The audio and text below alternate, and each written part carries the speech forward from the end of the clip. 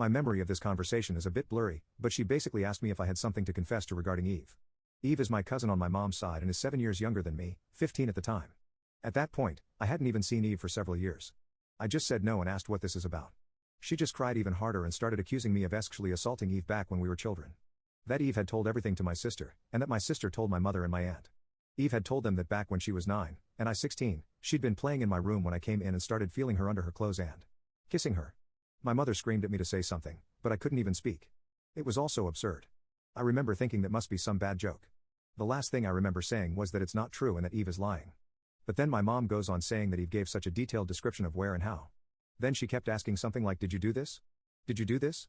And I just screamed back at her no. Each time.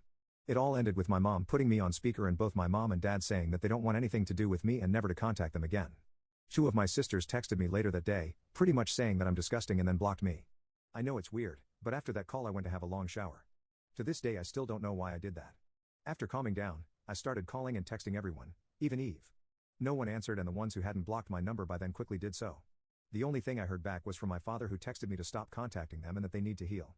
That was 9 years ago and I haven't spoken to anyone in my family since that day. To say this effed me up is an understatement. I was living in a haze for weeks after that and hardly ate at all.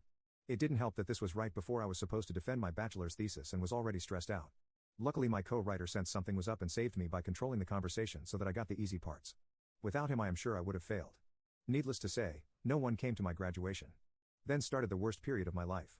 I spent the first year expecting the cops to knock on my door and arresting me for sexual abuse. I didn't land any jobs, just living off my saved money. I drank a lot and did oxy. I also grew resentful and violent. The only reason I didn't hurt anyone is because no one was around. My neighbor called the cops on me once after I had smashed a glass. But I managed to convince the officers that I had just dropped it, and they went away since there were no others inside my apartment. Instead of sleeping, I spent my nights planning how I could hurt Eve and make sure no one ever found out. Even thinking how I could actually do the things she'd accused me of, but much worse. I know, I'm not proud of that. I landed my first real job in my field in late 2015. Only then did things start to improve. I focused all my time on my job, as it gave me something normal to do.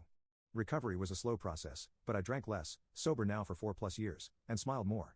I lived cheap and earned good money, so I made a point of buying myself a nice gift for my birthdays, a VR headset, a motorcycle, Lego etc. And last year I moved from my shitty apartment and bought a small house. It was an old dream of mine to have my own garage and a garden to care for. This has boosted me even more. So my life is okay now. I still have problems. I've been on antidepressants for the last few years and while they help, it's not in a happy way. They simply remove the dark thoughts and replace them with dead ones. My trust in other people is close to non-existent. I've tried dating, but only been on 2 dates with 2 different women. It's really hard to speak like a normal person when it comes down to it. And what would I tell a potential partner when she asked about my family? Oh, you know they accused me of a heinous crime and we're not talking anymore.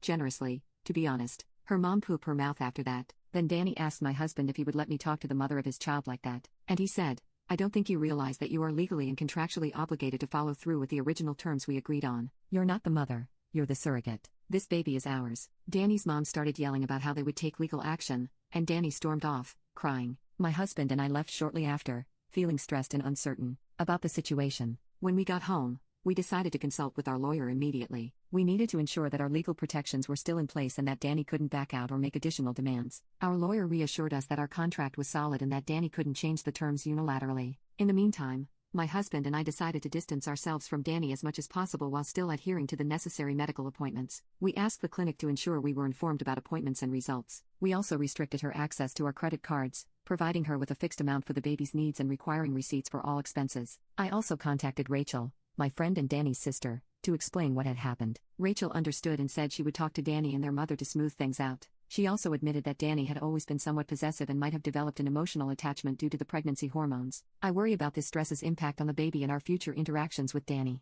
However, I'm determined to stay firm on our boundaries and ensure that the surrogacy arrangement proceeds as planned. My husband and I are focusing on the future and preparing for the baby's arrival. We're seeking counseling to cope with the emotional strain and to ensure that we are both in a healthy place when our baby arrives.